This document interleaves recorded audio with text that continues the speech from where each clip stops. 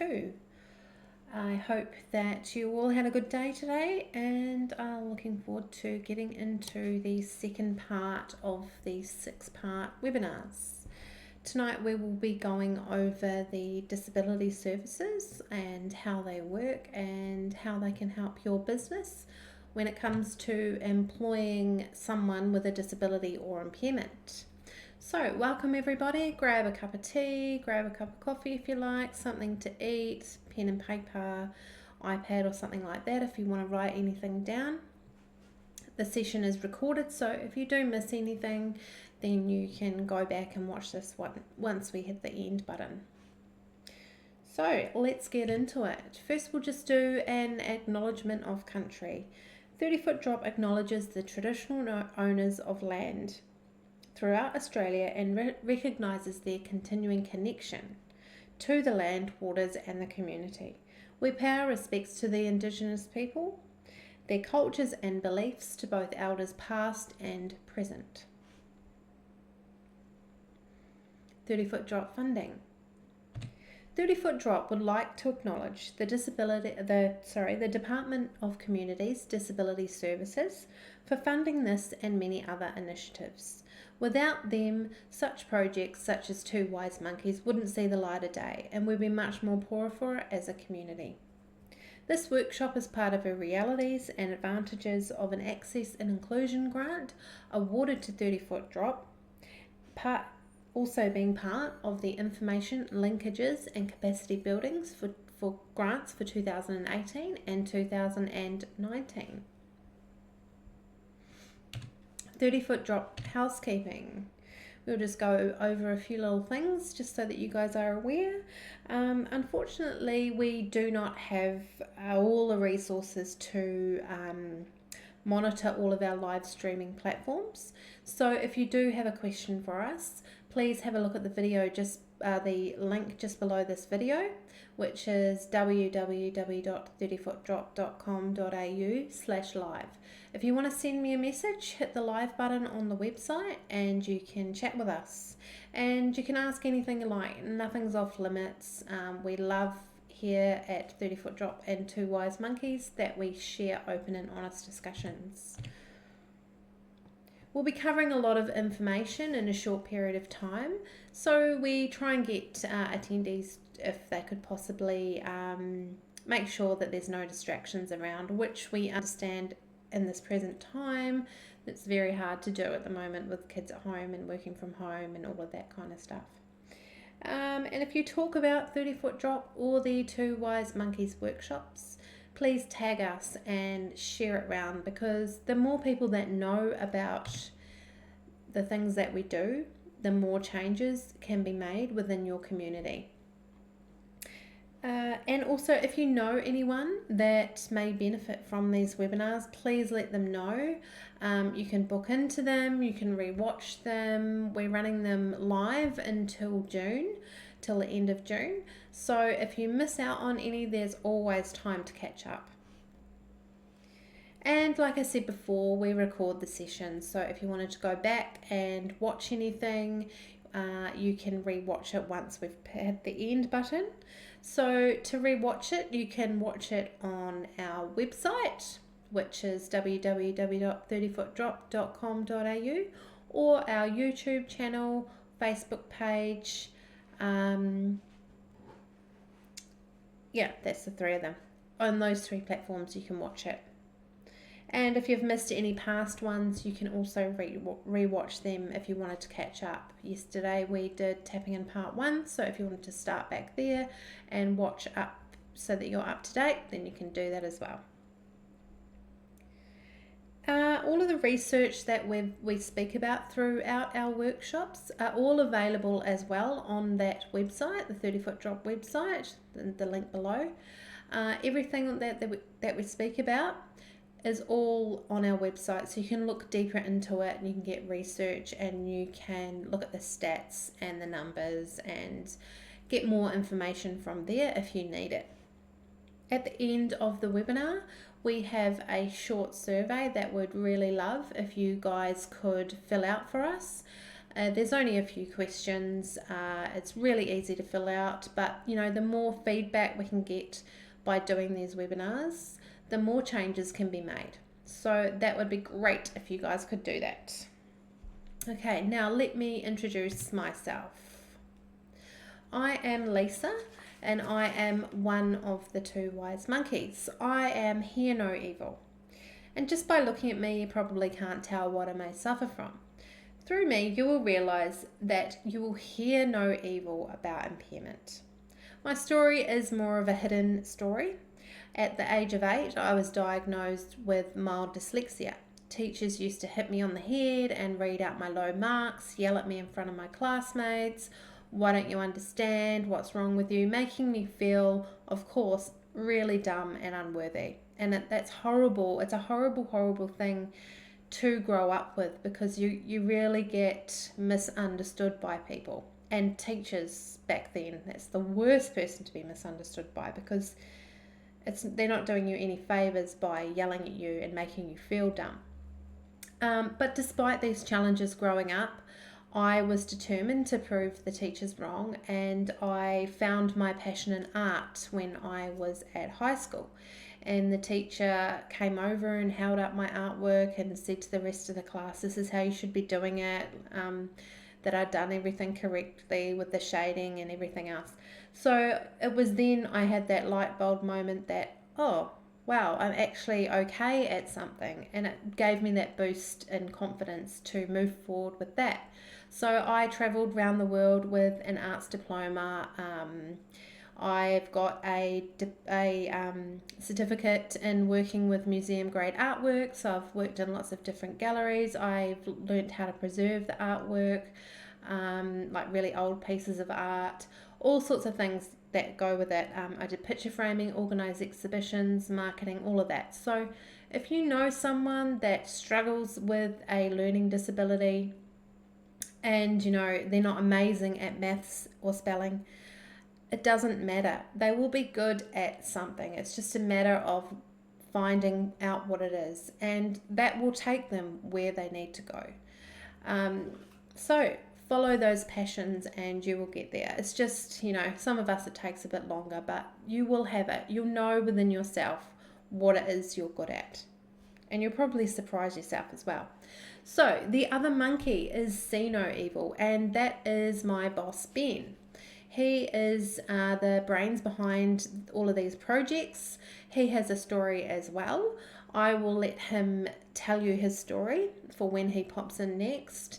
But yeah, he's doing great things, and together we are hoping to make these amazing changes for people with disability and impairment. And it's just a matter of everyone watching these and getting on board with it to definitely make it happen. Okay, but isn't there supposed to be 3 wise monkeys? Now you guys can take a guess as to who that might be. Hopefully you guessed that you guys are speak no evil. The aim of today's workshop is to turn you guys into that wise monkey. You'll begin on a journey to realize that impairment or not, we are all human and deserve to be treated with the same respect as anyone else. And if you really did want to become that 3rd wise monkey and walk around and be that monkey, we have these gorgeous t-shirts available for the Speak No Evil Monkey. They're available on our website, in our shop, and they are available in black and white, which you can see behind me. I've got to go the right way. There's some behind me, black and white, and they come in child size 6 all the way up to 5XL, and they're so popular. Everyone loves them. Anyway, they're there if you'd like one. Next, we will be looking at the outline and method of tonight's webinar. So, how are we going to get you started on the path of a wise monkey? Well, there's a lot to learn about people with impairment and how to employ these amazing people within your business. First, we're going to look at the disability employment service providers, what they are, and how they can help you in your business. After that, we're going to go through 5 tips on how you can prepare your business to employ someone with a disability or impairment. To finish up, we will have an open forum where you guys can ask any questions and we can chat about them online. But remember, if you do have any along the way, feel free to send any messages. So, how are we going to cover all this? What will our teaching method be? The answer is fun, open and honest discussion. If we can't be open and honest about the things that we talk about, then changes can't be made in the community. So the more that we can talk about it and the more that we can be open about how we feel, the more we're going to be heard and the more we're going to be able to change things. You'll notice as well on the slides that there's very little written content on them, and that is so that we can all interact with each other easily. As well, it makes it easy for people watching that might have a disability or an impairment, and hopefully as well, if you do have a hearing impairment, you can now start to see the subtitles. That's just through the Facebook account. So if you do have trouble hearing, just turn your sound down and the subtitles will come up there for you, which is so awesome to see. It's just a new thing. I've just noticed it in the last few days. But yeah, the slides are made so it's nice and easy. It's not too complex and confusing to keep up with, and we also don't agree with death by PowerPoint. Right, let's get into the next step, which is terminology review, and we're going to go over these 4 words and what they mean. First up, we will look at impairment. An impairment is an injury, illness, or congenital condition that causes or is likely to cause a loss of difference in physiological and psychological function.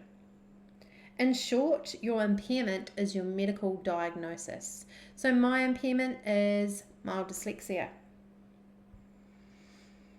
A disability, on the other hand, is a loss or limitation of opportunities to take part in society on an equal level with others due to social and environmental barriers. It is, as the word implies, something that makes you unable to access or participate in something. So if you own a cafe and you have a few little stairs to be able to get in the door, then that makes it hard for someone in a wheelchair or with limited mobility to access your service. So that's when it becomes unable. An example for someone like me who has a learning disability, too much wording, complex information, and sometimes for people stylized script can make it difficult for the people with a learning disorder or any other kind of learning disorder to understand. So it makes it hard for these people to get the right information that they need. And this is especially important to know because there are people that have many, many hidden disabilities. So you could have this amazing, beautiful website, but you could have this really complex information on there. And there's a certain percentage of people that wouldn't even go there to try and figure it out because it's too complex for them. So just make it short, sweet and easy, just like what we've done on our website. Anyway, I hope the disability versus impairment terminology makes sense to everyone. If they don't, just send me a message. So next is the difference between access and inclusion. Access refers to the removal or reduction of physical barriers to participate in activities and functions of a community. At its core, access focuses a lot on the physical world around us and is easily assessed with a checklist. So let's go back to that cafe. Say you own the cafe and you're unsure whether it is accessible. You can go through a checklist and look around the area. Is there a problem with getting in the door? Is the door wide enough? Are the door handles easy to use for someone with limited mobility in their hands? So there's all these sorts of things that you can look at to change within your business. And we have an accessibility checklist on our website if you want to have a look at that and go around your business and check it out. Next is inclusion. Inclusion is more of a psychological state of being and is the process hereby every person, irrespective of their age, disability, gender, religion, sexual preference, or nationality, who wishes to, can participate fully in all aspects of an activity or service, in the same way as every other member in the community. Inclusion is making sure that everyone feels involved, and this one I find, I don't know, there's something about it. It's one of the most important. If someone isn't feeling included in your service, then your service isn't working. If someone wants to sit in your restaurant and have a water view, but it's not accessible to someone with a mobility issue, then that's not fair. That's discriminating. It's not fair that they can't sit where they want to sit. So have a look around your business and make sure that there's no barriers for those people feeling included in your business. Okay, so that is the terminology we've done there. Next, we will look at disability employment services, what they are and how they work.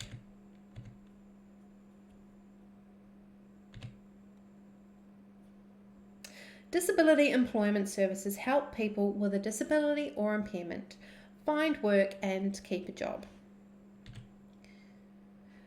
Providers of a disability employment service are called DES providers for short.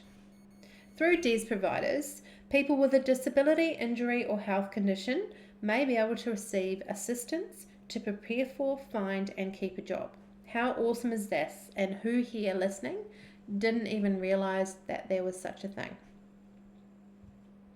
DES providers are a mix of large, medium, and small for-profit and non-for-profit organisations that are experienced in supporting people with impairment and disability, as well as aiding the employers to put in place practices that support the employees in the workplace. So there's lots of support for the employee and for the employers. So if you are having trouble, or you know someone out there that's having trouble to find a job, please contact your local DES provider and they will be able to help you. Or if you're looking for someone that you want to bring into your business, then contact them as well. And there is more information, and I think we even have some of the DES providers that we recommend on our website. So jump in there and have a look if you want to see who we like to use. So I forgot to press the button. Sorry about that. Right, next, anyway, we've done that page. Next, how DES providers are funded. They are funded by the government. Providers receive payments for helping participants to find and maintain work. Payments are structured so that providers earn more funding when they place more people into lasting employment. This acts as a great incentive to make sure that they are finding the best possible matches for the job. Right, okay, next we are going to look at the services that they provide, which are job matching, role creation, and support. How do DES providers make sure they find the right match? It's all about understanding both parties. The DES provider is the link between the two. The DES provider will help the employee or the job seeker and find out what the person's career history and aspirations are. They will understand their barriers and try and work with those. They will work with the employee by exploring their abilities and qualities and capabilities. They will also help get the candidates job ready through work experience, training, and volunteering, making sure that the candidate is as job ready as they possibly can be. Next, we will head over to the business side. So this is the business wanting to employ someone with a disability or impairment. So the DES provider will help the employee and the employer understand the new employer's business needs, describe and discuss the business dynamics, and create a suitable role for that person. Once the employer and the employee fully understand both sides, then they match them with the job that meets both parties' needs.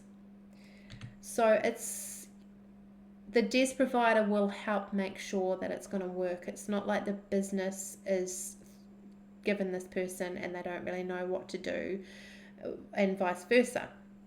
The DES provider is there to help both parties.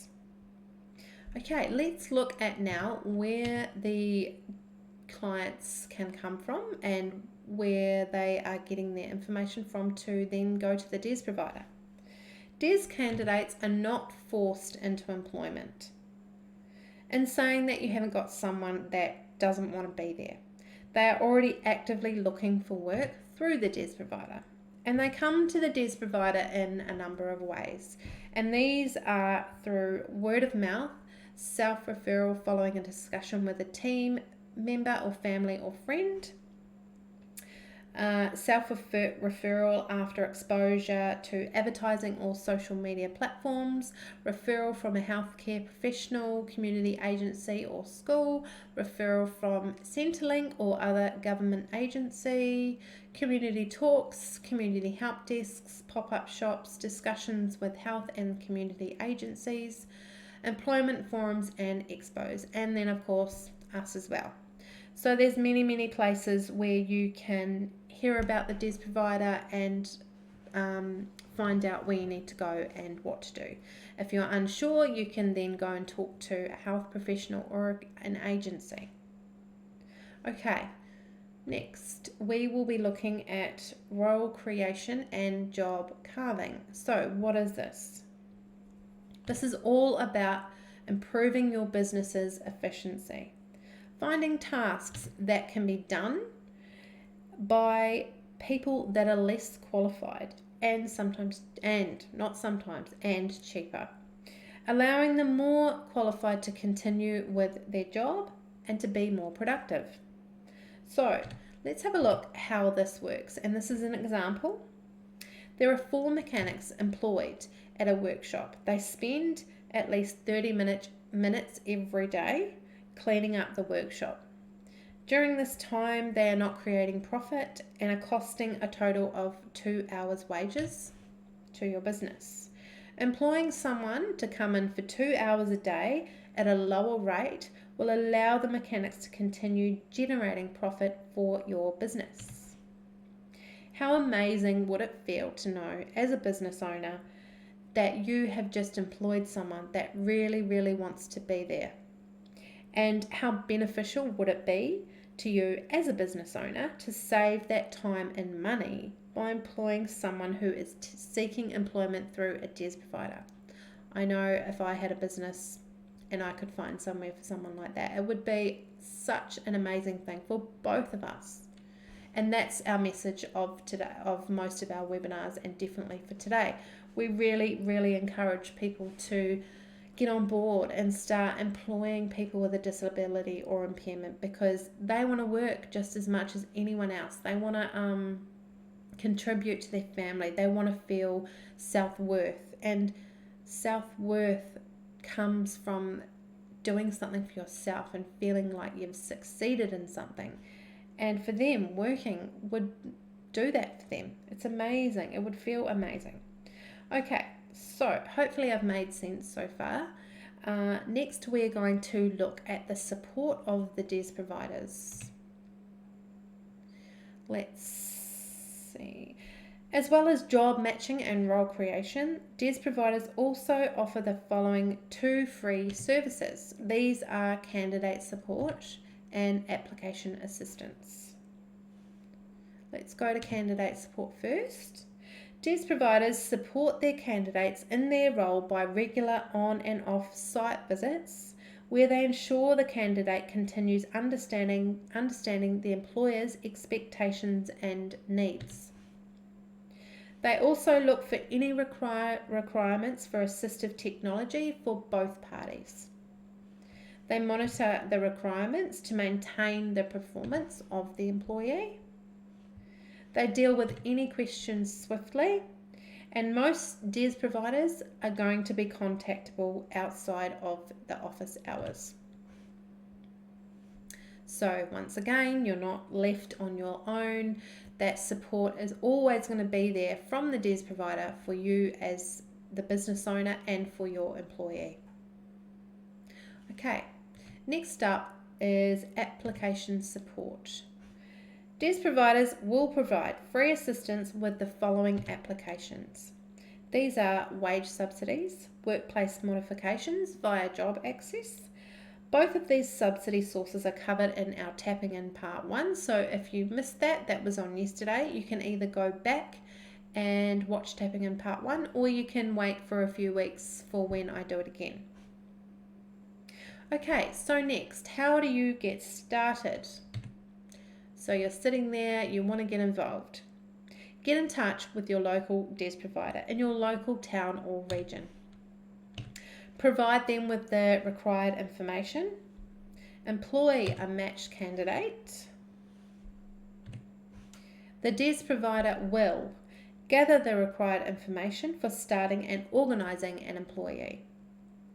They will fill out the paperwork and any other requirements in order to proceed with the employment. And how stress-free would it be for both parties to know that the DES provider has gathered all the evidence and filled out all the paperwork? I know it's probably one thing as to why business owners haven't looked at this is because they don't know enough about it. They're thinking, oh, I'm going to have to fill out all this paperwork and I don't have time.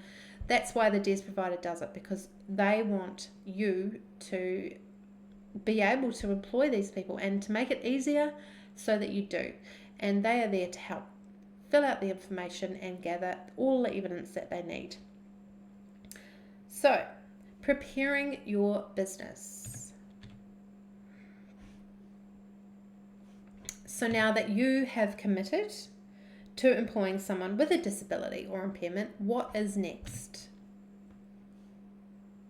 Here are 5 tips to get you started and ensure your new employee reaches their full potential. As with all hiring, it's important to get the right match. A person's disability is maybe quite irrelevant to the kind of work required, which means people with a disability are employed all across the board. The DES providers will provide you with far wider access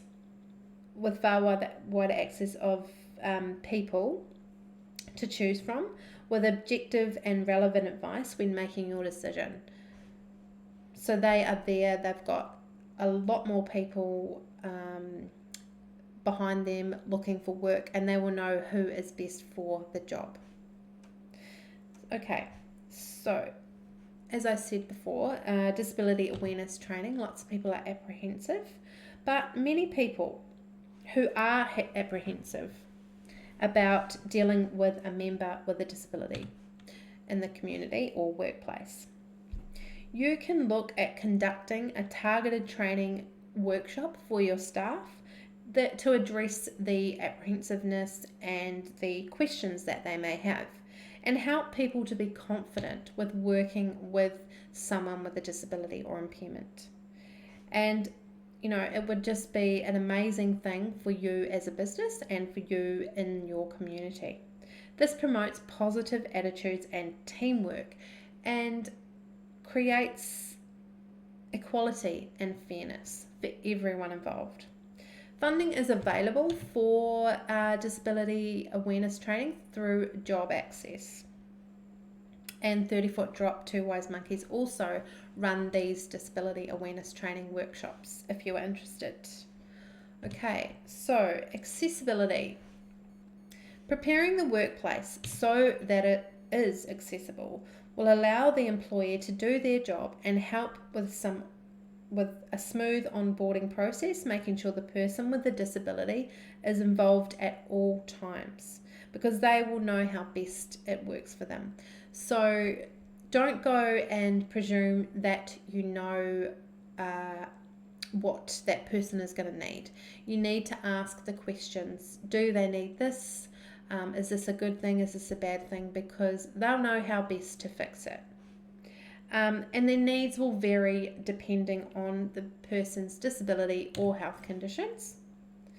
And once again, funding is available for any modifications that you might have within your business, and you can contact Job Access about that.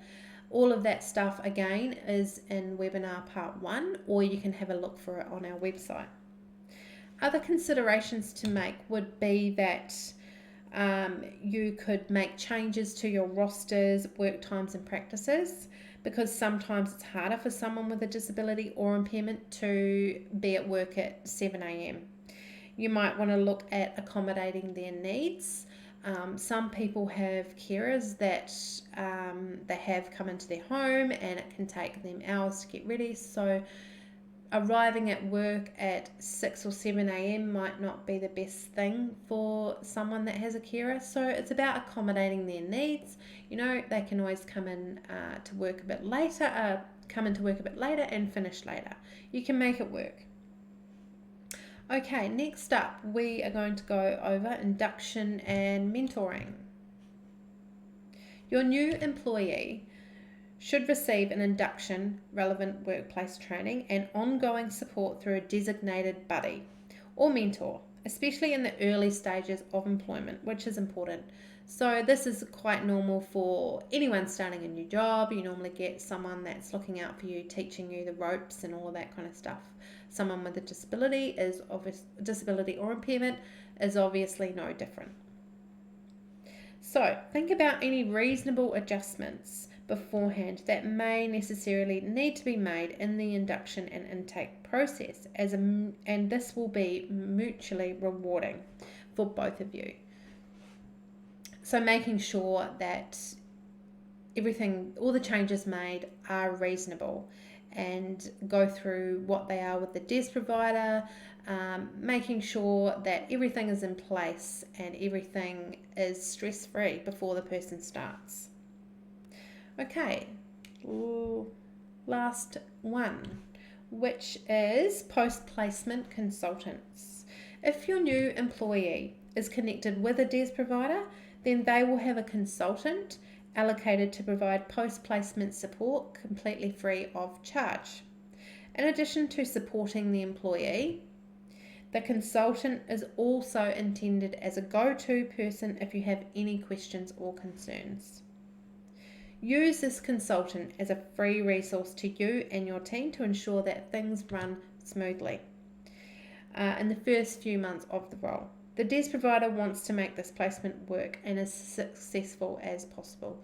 So I think I said it before, the DES provider consultant is there for both of you. It's the person that is your consultant is there for the business owner and the employee, and we all just want to make it work. And if you have any questions, maybe talk to them first to make sure that you're going down the right path with what you're suggesting or what you're wanting to do to help changes be made. So that is the DES provider disability employment service part of the webinars. I hope that everything made sense. There's a lot to take in, and there's many DES providers out there that are waiting for your call.